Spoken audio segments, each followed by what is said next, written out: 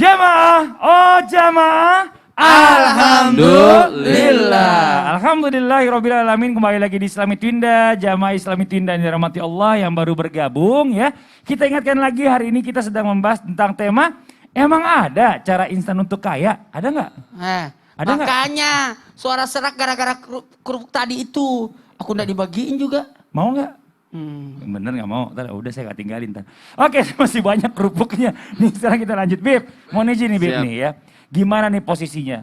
Kalau ada orang, dia udah kerja keras, usaha banget ya, berdoa, tapi rezekinya ini nggak kunjung tiba. Nasib apakah ini jangan nasib juga. Nasib kayaknya. Ini ada pertanyaannya gini, apakah ini ada hubungannya sama dosa-dosa masa lalu? Oh, iya. Nah terus kalau memang dosa masa lalu ini bisa menghambat rezeki, bagaimana caranya bisa menghapus dosa masa lalu kita? Kayaknya namanya dosa ini kadang-kadang kita nggak sadar kan? Betul. Dan kita nggak paham oh ternyata kita udah melakukan dosa ini yang bikin menghambat rezeki. Mau nih penjelasannya, tafadhol Bib. Bismillahirrahmanirrahim. Sebelum jawab yang tadi, ada dialog Imam Syafi'i kepada Syekh namanya Syekh Asy-Syaiban. Waktu dia seorang yang soleh, waktu Imam Syafi'i datang sama beliau tuh beliau sampai lagi ngitung uang banyak banget. Oh, banyaknya biasa aja Bib, masa banyaknya begini. Awas hilang itu.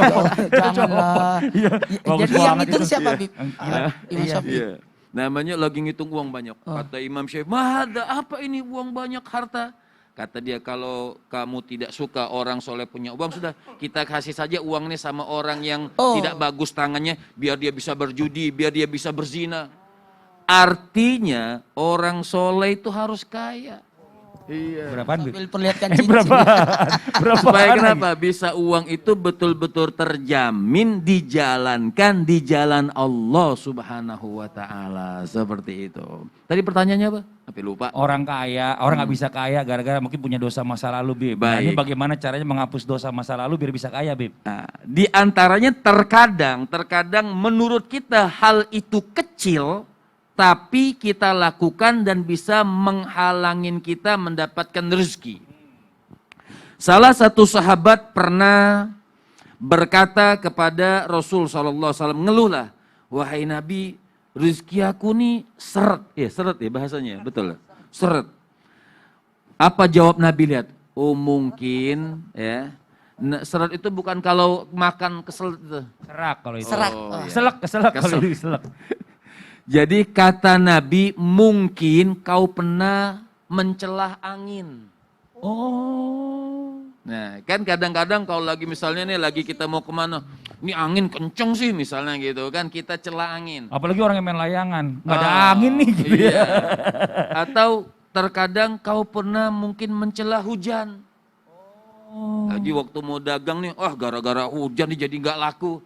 Jadi kata Nabi seakan-akan kau mencibirkan Allah Subhanahu wa Ta'ala yang menciptakan itu. Artinya yang kecil mungkin kita insya Allah nggak zina, nggak judi. Tapi kok seret mungkin pernah mencela angin, mencela hujan. Hal-hal yang mungkin kita anggap kecil tapi itu bisa menghindarkan kita atau menghambat kita mendapatkan rezeki dari Allah Subhanahu wa Ta'ala. Tapi memang di dalam kitab misalnya Ta'lil Muta'allim, itu juga dikatakan di antara orang-orang yang memang terhambat rezekinya itu, ini juga kita anggap kecil tapi bisa jadi sebab.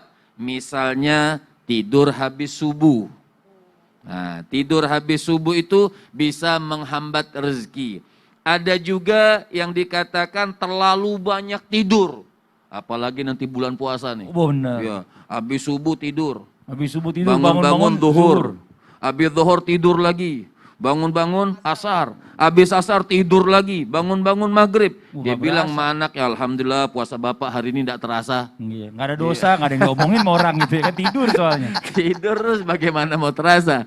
Nah artinya hal ini. Dan yang ketiga apa? Terlalu banyak melakukan kemaksiatan kepada Allah Subhanahu wa Ta'ala dan belum bertaubat. Jadi kalau ditanyakan bagaimana caranya menghapus dosa-dosa terdahulu, jelas caranya taubatan nasuha. Nah taubatan nasuha ini punya 4 syarat.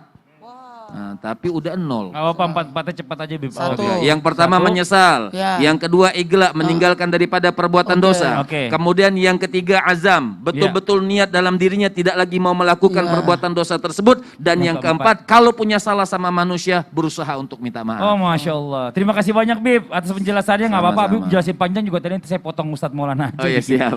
Iya waktunya. Ngapain saya? Kita lanjut lagi. Ini Masya Allah, jazakallah khairan kasiran ilmunya. Sekarang kita lanjut lagi buat jamaah Islam itu yang ada di rumah. Pernah nggak berpikir gini nih ya, kok ada ya orang-orang dikasih titipan sama Allah rezeki yang lebih, tapi orangnya ini nggak memanfaatkan rezeki yang dititipkan Allah itu dengan jalan yang benar. Malah dipakai buat maksiat gitu loh. Sedangkan banyak orang-orang yang soleh, yang rajin ibadah, yang sering berdoa, yang kerja keras. Ini kok malah dikasih keterbatasan ekonomi. Nah ini Ustaz yang pertanyaannya, apa sih sebenarnya maksudnya Allah ini justru memberikan kekayaan lebih kepada orang-orang pelaku maksiat? Kenapa nggak kasih Allah sama orang-orang yang rajin beribadah, yang minta, yang benar-benar usaha keras? Kenapa nggak begitu? Mohon izin penjelasannya Ustaz Syam. Bismillahirrahmanirrahim. Tabai guruku, Habib Muhammad, Ustaz Maulana, Mas Fadli, serta guru-guru kami yang dimuliakan Allah Subhanahu wa taala, jamaah Islam itu indah.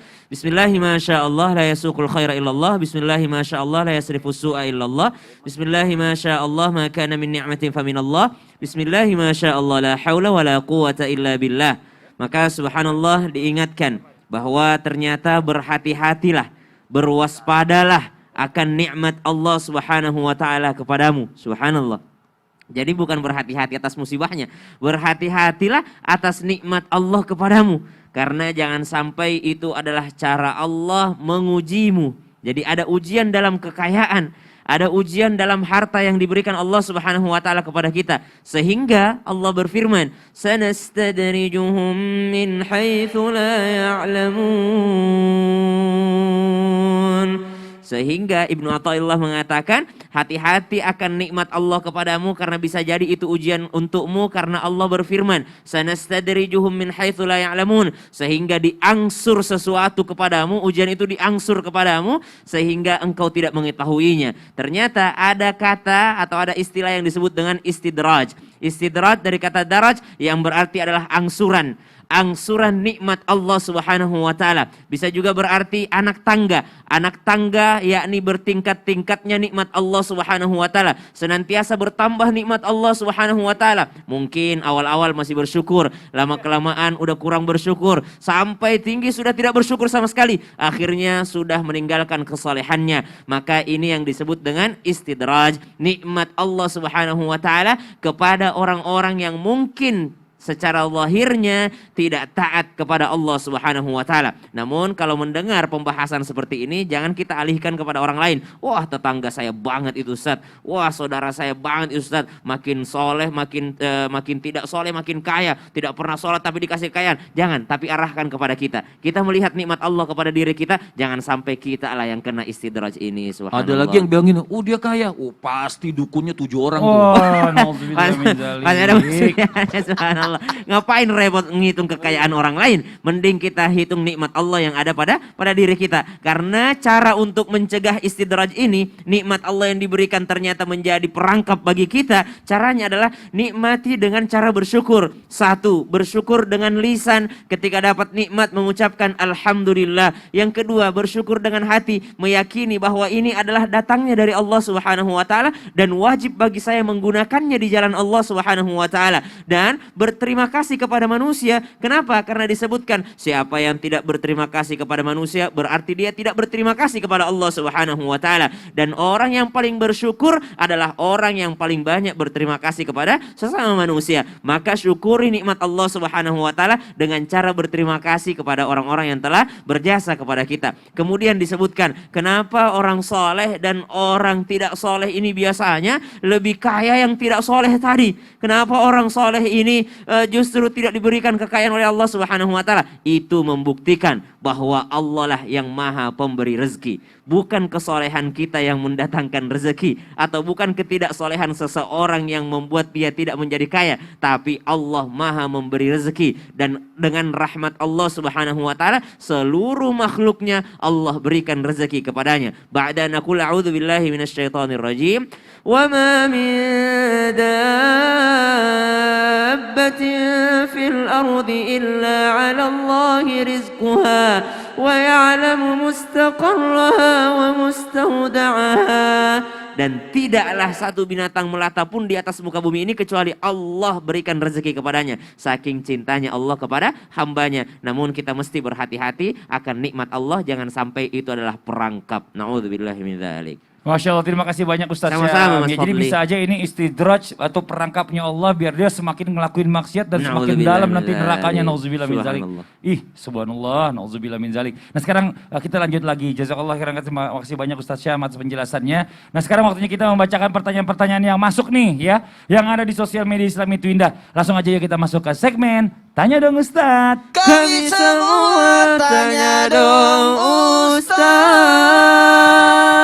Ya ini kalau kita lihat pertanyaannya ini agak sedikit lebih rahasia ya, makanya saya coba merahasiakan namanya. Ya. Dari Instagram, ini dari hamba Allah. Iya, nih. iya. Assalamualaikum Ustadz, mohon samarkan nama saya. Tuh udah disamarkan alhamdulillah. Saya sempat putus asa nih karena butuh biaya untuk sekolah anak saya dan teman hasut saya buat ikutin main togel. Togel itu kayak judi ya.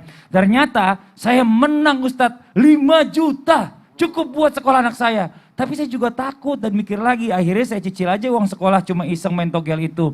Nah ini uangnya saya gimanain ya Ustadz ya? Kan ini uang haram. Saya juga bingung kan kalau mau beramal juga nggak boleh. Uang haram. Tapi udah menang 5 juta. Lumayan kan?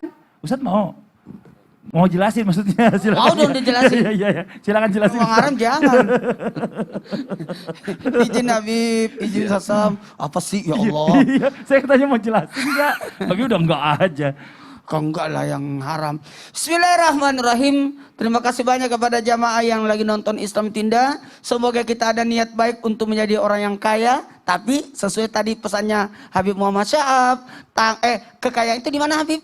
Di tangan. Di tangan contohnya. Di mana, Pak? Taruh di Di tangan. tangan, Jangan bukan di di hati. hati. Iya, Oh iya. gitu. Iya. Baik. Allah Masya Allah Akbar. tabarakallah, satu bentuk ujian dan rasa syukur kita karena ternyata Islam mengatur sampai sedetil-detilnya. Bagaimana menyikapi dengan uang dari hasil yang haram? Bagaimana solusinya? Dibakar enggak? Atau dibuang? Aduh lebih parah ini. Uang yang haram, sekali lagi, uang haram, hasil perbuatan haram, itu akan berdampak buruk pada pelakunya. Sekali lagi, berdampak buruk pada pelakunya. Maka segala sesuatu yang berasal dari sesuatu yang dilarang, maka tidak diperbolehkan untuk menggunakannya. Oh. Tidak boleh dipergunakan. Diapain Jadi dong? gimana dong? Banyak banget ini. Maka diberikan untuk sesuatu yang bermanfaat buat masyarakat. Untuk fasilitas umum. Dengan niat karena Allah, sekali lagi, fasilitas umum dengan niat karena Allah sambil bertobat kepada Allah. Jadi tidak boleh diambil itu uang haram. Diserahkan saja buat bikin apakah gitu. WC umum kah atau apakah dimanfaatkan untuk fasilitas umum.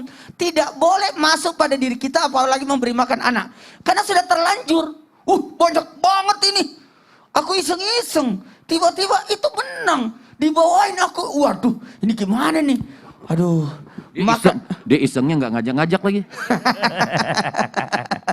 Jadi ini mau diapain? Jangan pernah masukkan ke rumah, apalagi dimanfaatkan oleh anak dan keluarga. Jangan, apalagi dimakan, jangan. Karena berdampak buruk pada diri kita dan keluarga. Nauzubillah, nauzubillah. Memang sekarang tidak kelihatan, tapi akan sifatnya, kelakuannya. Kenapa Islam melarang makan binatang yang haram? Yang bertaring, yang bercakar, yang buas. Supaya kita tidak menyifati. Apalagi kalau sesuatu yang jelas-jelas haram. Maka betul tadi kata Habib Muhammad Syahab, gunakan fasilitas umumnya nih. Bikin yang WC umum lah.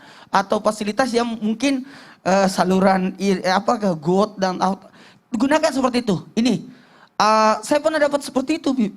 Ada uang ini sekian. Aduh, kalau begitu gunakan fasilitas umum. Tidak boleh masuk ke dalam rumah saya, tapi harus diserahkan untuk digunakan untuk fasilitas. Dan ternyata itu sangat bermanfaat. Daripada kita harus bakar uangnya. Oh iya benar. Ini kan dipakai buat kayak bikin got ya biar nggak banjir jalanan. Iya. Ini Masya Allah. Jadi untuk digunakan untuk orang. Tapi gini Ustadz Maulana, Iya, kadang-kadang nih ya mungkin jamaah Islam Tinda juga yang di rumah ya pernah menghayal dong. Pernah nggak? Iya. Menghayal gitu, pengen banget gitu cepat kaya. Ya Allah, Andai pengen- kaya, ku jadi orang kaya. Kayaknya enak kayaknya dia tuh. Ada caranya. Caranya gimana nih?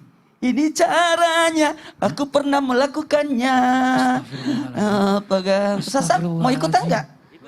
Astagfirullahaladzim. Tolong Abi, minta tolong.